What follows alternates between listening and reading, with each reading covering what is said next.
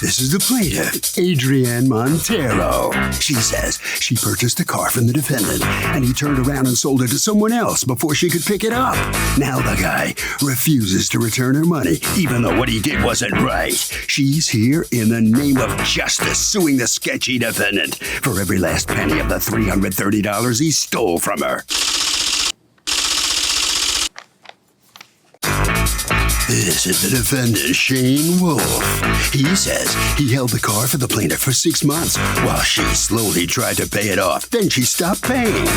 He stored the car for her until he finally realized he was never going to get the money from her, so he sold it. He doesn't owe this woman a dime and thinks the judge will be seeing things his way today. He's accused of selling a car out from under a buyer. All parties, please use your right hand. Welcome back to the People's Court. Next case in the docket, the plaintiff bought a car from the defendant. He double-crossed her and sold it to somebody else. But the defendant says he held the car for her for 6 months. So bye-bye deposit. It's the case of you pass the day for layaway. Thank you, Douglas. Ms. Montero, you got your eyes on a car that Mr. Wolf was selling, correct? Yes, When ma'am. was that? Back in August of 2018? Yes, ma'am. And how is it that you found out about his car?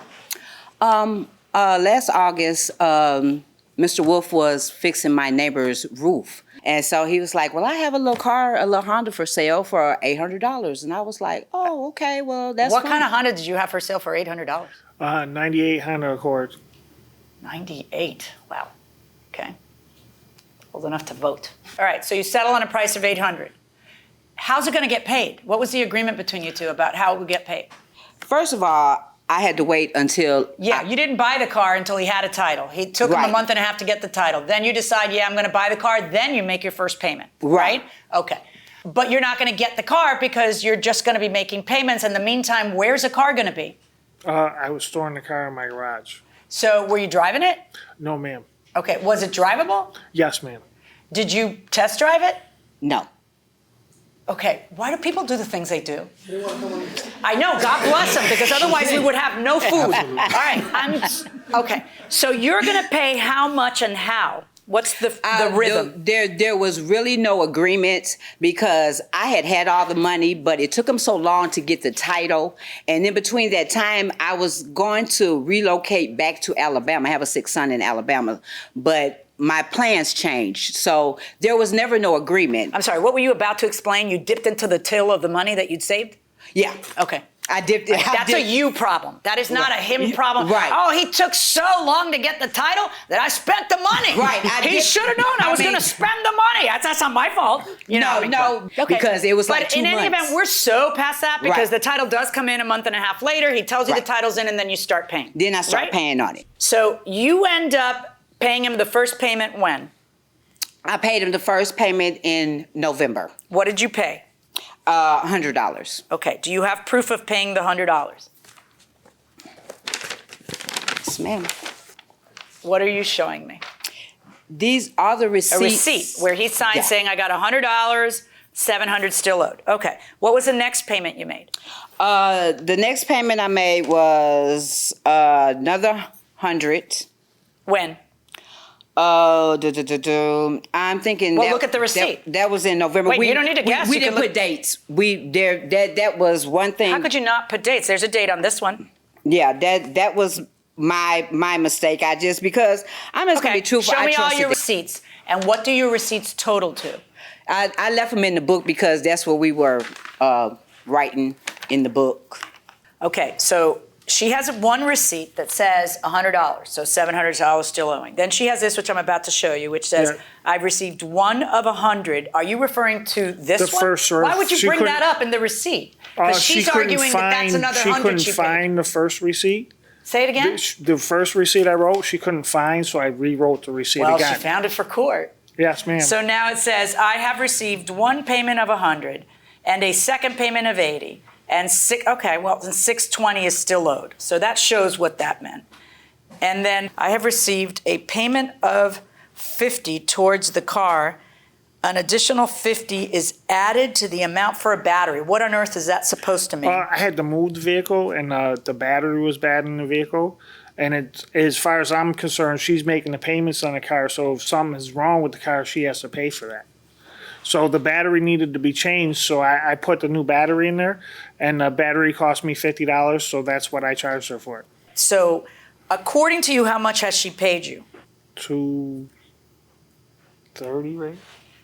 Yeah. 100, and then 80, 80, and then 50. and then 50. Yeah, $230. And the balance should have gone up by 50 for the battery. That's your version. Yes, ma'am. Okay. Those monies, according to you, were supposed to be paid how and when? When I took the $100, she was supposed to get some kind of Section 8 or something, so she was supposed to pay me the rest of the money the next month. And then the next month when I went there and she gave me the $80, she was waiting for her income taxes to come. And then when I went to go there after that, the income taxes never came, so she still never paid for the car. Okay, so you tell me what your understanding was of how you were going to pay for the car. There was no specific agreement. So if the contract doesn't say how long does somebody, go to you, how long does somebody have to come up with payment in full before they forfeit everything? I think 6 months is way long enough. As long as he's made whole, then I think he should refund. Huh. Okay. That's kind of an interesting point. We're going to go inside the courtroom. Literally, you are telling me you were going to buy a car and you could take 10 years to pay it off. You wouldn't you got the key. Somehow she had the key. Yes, ma'am. Just for symbolism's sake, because she didn't get the car. What is the point of giving her the key? I just wanted her to have something of the car. A little memento? Yes, ma'am. So she gets the key, and then the plan is you'll pay for it when? Actually, like I was saying, there was never no set date. Well, what was your plan? If you say, well, it was supposed to be income tax money, you're talking about in 2019? No, it was supposed to come within a month. Every time I went there, is the payment's going to be there, and I'm going to pay off the rest of the car. And then you would go thinking you were going to get the full amount, and then you would get... The next time, you know, and then it never happened. So you go in January, and then what happens? I didn't hear from her again, so I sought her out, and I ran into her in February. I talked to her. I told her that the car's in my garage. I need to get the car out of the garage, and I need to get the full payment from her. And then I didn't hear from her again. How did you get... Okay, wait. So in February, how did you seek her out? I actually drove around her neighborhood looking for her. You found her? I seen her, and I picked her up, and I drove her to church. Right, and that's how he saw me. That's how he saw me. So you picked her up and you took her to church. Yes, ma'am. And said, when am I going to get the rest of the money? Yes, ma'am. And what did she say? She said she didn't have the money right then, and that she was going to get it soon, in a couple weeks. And then I didn't hear from her again for another 3 months. 3 months? Yes, ma'am. What happened during those 3 months? It wasn't 3 months. It was my phone blacked out in the middle of February. That's the reason I have these two phones. What do you mean your phone blacked out? It blacked out. The screen completely went out, so I lost all contacts. Why would that cause you to lose all contacts in this day and age? Because as you can see, it's a new phone. And so of course I took it and put it. How did you find his number in May? Because it was literally your last payment was January, and it was 4 months later when you called about the car. You ran into him in February. Both of you acknowledge that. So at best, it's March, April, May. So how did you manage to find his number in May? I didn't find a number. I ran across the Facebook page. In May, you reach out through Facebook, and I guess you reach out, is it to you that he reaches out? Come on up. And what is your relationship to the defendant? Oh, he's my boyfriend. And then you reach out, do you reach out to her, is it? I reached out to him first, and he didn't respond. So when I seen her, because he has on his page in a relationship with Paula. Okay. And that's the reason I reached out to her. All right, so you reach out to Paula, and what does Paula tell you? Paula told me that they held the car for a year and that they had sold the car. Okay, and had you sold the car in May? No, ma'am. Why did Paula say that then, Paula? At that point, I believe we had somebody interested in the car. Yeah. All right, so in any event, have you sold the car now? Yes, ma'am. Okay, what did you get for the car? I got $1,000 for it. But you had put in money to get it repaired. Yes, ma'am. Okay, so in May, when she reaches out to you and you say, that's not gonna happen, we sold the car because we haven't heard from you in 4 months, what is it she says to you? I shouldn't even be dealing with you. I deal with Shane. I'm not talking to you. And I'm like, well, you sought me out. You looked for me. You messaged me, and I'm just telling you the details. Then she proceeded to tell me that I'm not the same girlfriend that he had when she started doing this. And he had another girl in the car the day he went there, which it was me in the car that day. Right. He does. You know, so I'm like, didn't lie. okay, but it was me each time. And then That she's you got a seen me. text from her that said, or I guess, who was the one who got the messages about she and her husband were going to pay you a visit? That was me. That was Okay. her. Do you have that? I do.